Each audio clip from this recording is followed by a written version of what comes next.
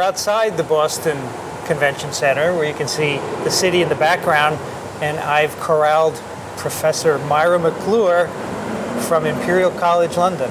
Thanks for coming outside here to talk with me. You've just given a talk about XMRV, the new human retrovirus, and I was hoping you could clarify it with the issues around it for us. This was a virus originally identified in prostate tumors, and since then has been identified initially in some chronic fatigue syndrome patients, but in other studies not. So can you briefly summarize the pluses and minuses and give us your understanding of that? Of the chronic fatigue story? Yeah. Well, let's start with chronic fatigue syndrome. Sure. Okay, well, we are not chronic fatigue syndrome specialists, nor do we have a research interest in that.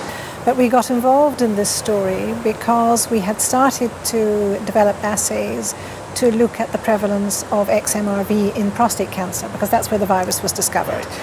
Bob Silverman's group had discovered it a few years previously, and Ila Singh's group had then shown that it wasn't dependent on a genetic malfunction of the RNase-L gene, but was found in all forms of prostate cancer. So it looked to us as if XMRV might be becoming a big player in prostate cancer. So we immediately thought, is this virus to be found in prostate cancer in the UK? And we developed these assays despite the fact that there had been two groups in Ireland and one in Germany who had failed to find XMRV in prostate cancer patients of their own. But there was one, Nicole Fischer, who had found at least one sample, very low prevalence in Germany. So armed with these assays that we produced, and having got our ethics permission to look at prostate cancer samples that we had in store in our hospital, we started to look for these. And then the science paper was published. And a man who was unknown to me, and in fact I still haven't met him yet, a man called Simon Wesley, who is Professor of Psychiatry at King's College, a neighbouring institution in London, had emailed our Director of Research for our faculty and said, have you seen this paper? And do you have the tools to check out my patients? And this guy, Jonathan Weber, said, well, I don't know much about this virus, but Myra's been fiddling with it, as he put it, in the laboratory, and she would probably have the tools to help you. So we did. We took DNA from patients that he had, 186 of them, and we went into this small collaboration, which only take a few weeks, with the intention of corroborating the science paper's findings, because that would have revolutionized the way he treated his patients. And to our disappointment, of course, we didn't find the virus. And then there was a lot of publicity surrounding the fact that we couldn't corroborate the science paper. And then there followed several other papers, one from the National Institute of Medical Research at Mill Hill, a good laboratory, who confirmed our own findings, that they couldn't find it in their own chronic fatigue patients. And then there was a third paper from Frank Kupperveld's department in the Netherlands. Again, he couldn't find it in his sample. But the one we all waited for, of course, was the one from CDC. Because that was an American group, and you couldn't argue, well, maybe this is an American phenomenon and they just don't have the virus in England. So the CDC paper came out, and again they couldn't find it. So we rather felt that the onus is on the science people to prove that they can find it rather than the rest of us who can't. Does that help clarify where we are at the minute? You're using PCR to detect the We're using sequences? PCR initially. It was proviral PCR because we were given the DNA, so we couldn't attempt to isolate or anything of the kind. But since we published, we've done some serological assays. Now, these are not assays which are specific for XMRV, because at the time we didn't have the recombinant proteins to do that. But we sent our serum to a man called Dr. Shozo Izui in Geneva, who works on xenotropic neuroendocrine viruses. He had some ELISAs going, and he had two such assays. We sent them out blinded to him and included some normal controls, and again he wasn't able to find any positives. Of course, there was a weakness in our whole assay because we didn't have a human positive to act as our positive control. So we used mouse serum.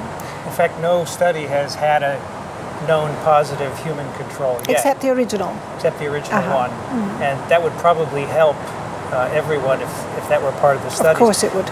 Even the most recent study, which I'm sure you know of, the ALTER study, which was published very recently, and which did find proviral DNA and some viral RNA in blood, they didn't have a known positive control as well. They didn't have a known positive control. It's important, I think, to point out that they haven't found the same virus either. Right. They have found another member of the family of endogenous retroviruses. Right. Theirs is a polytropic as opposed to a xenotropic virus.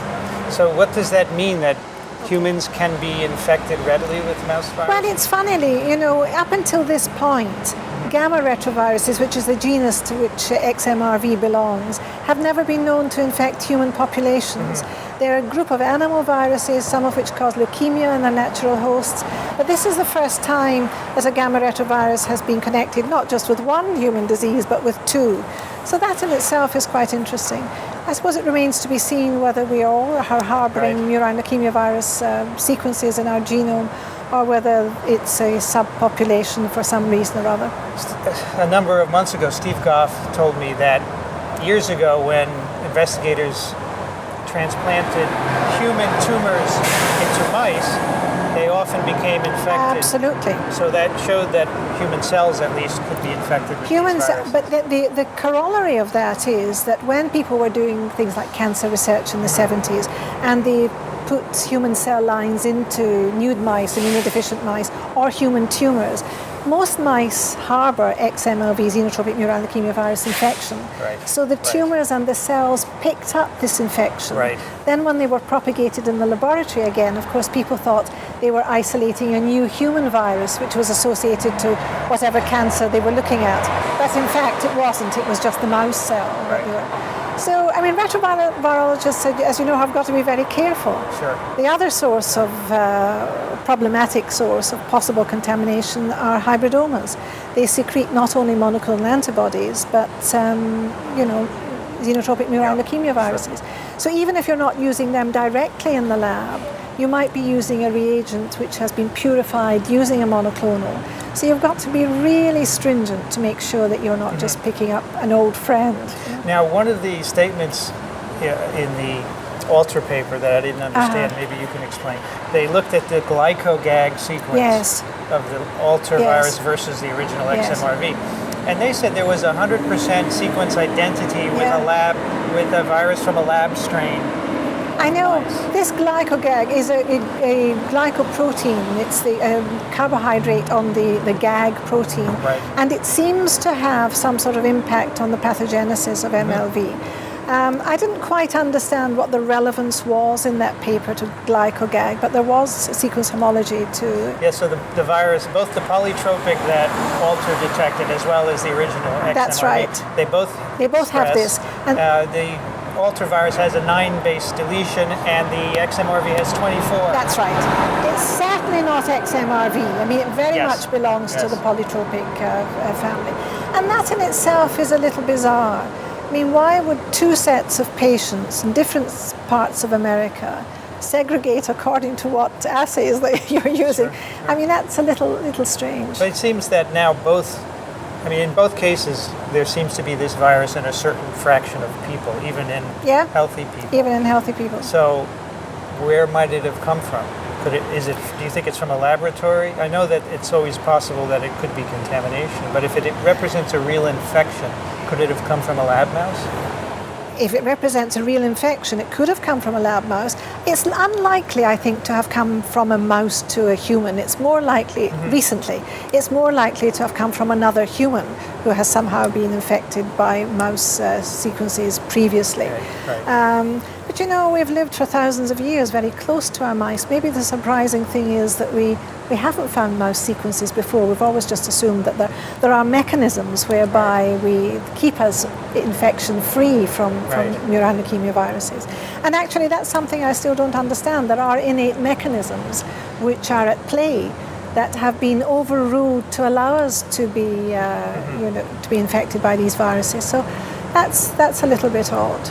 So it could be that a certain fraction of humans have these murine viruses. They're fine, but under certain conditions, chronic fatigue syndrome, prostate cancer, they replicate unchecked. In the prostate cancers, it does seem to be that this is a very real infection, for the reason that when they've taken XMRV out and grown it in the lab in human cells, the integration sequences flanking the integration of the virus into the human genome are human sequences and not mouse. Right. I mean, I think until the same experiments have been done with chronic fatigue patients, you can't really say that this is a real infection. So in Alter's paper, he suggested that perhaps the fact that the glycogag is slightly different might have influenced the PCR studies Possibly. in other labs. Do you have any plans to go back and use primers similar Well, we to don't this? have to, because when we set up our PCR, we did it with 2 primer sets. One which was specific for XMRV, and that encompassed the 24 base pairs deletion that you were talking about that's specific for XMRV. And another set which we reckoned would pick up or amplify all known MLVs from a very highly conserved region, which was in the Paul gene, reverse transcriptase. So had that polytropic virus been there, we should have picked that up. And the CDC, likewise, they used MLV generic primers, and they didn't pick it up either. So, you know, there's no point in me going back. I just get the same result. You have no plans to revisit those samples at the moment? No, I have no plans to revisit those samples because I'm quite confident of the result and the result that we would get. What I have plans for doing, at least I emailed my collaborator this week after the XMRV meeting, is to say, look, we've never looked at fresh samples, and the argument which Judy Mikovits would put forward is, you've all looked by PCR and serology, but you haven't tried to grow the virus in culture. Right. Now, most retrovirologists would say, all right, we'll do a quick PCR first on our tissue, and if it's positive, then we'll try and go back to the patient, get fresh tissue, and we'll grow out. And that's what we're doing with our prostate cancers. We get fresh biopsies, we do a quick PCR to see if it's positive for XMRV, and if it is, then we would go back and try and isolate virus. But we haven't had any positives. Nevertheless, in the interest of science, I've asked if we can get a few fresh blood samples from chronic fatigue patients, and following all the recommendations which are now coming out from the Whitmore Peterson, and we're getting the sort of drip-fed little hints of how to do it, then I'm very happy to try, and I'm very happy to say, all right, by this method we can find it, if we can find it. But I have doubts about that. Do you think in the end it will, and obviously this is a story that needs to go on for some years yet before we understand, in the end, could it be that some chronic fatigue patients and perhaps even some prostate cancer patients have this virus as a causative agent, but others don't? I think prostate cancer is a whole new ballgame. I don't think the two are running in parallel at the minute. I don't think this is going to take years to do this. I mean, already at the first conference for XMRV, there is real willingness to exchange samples, to have panels of blinded samples, to share these among key laboratories to see what their findings are. I mean, I reckon, at this conference, the head of the NIH was there, and there is a real determination to find out once and for all if this is a laboratory contaminant or if this is real. And I think we'll know by this time next year with a bit of luck. I would hope so.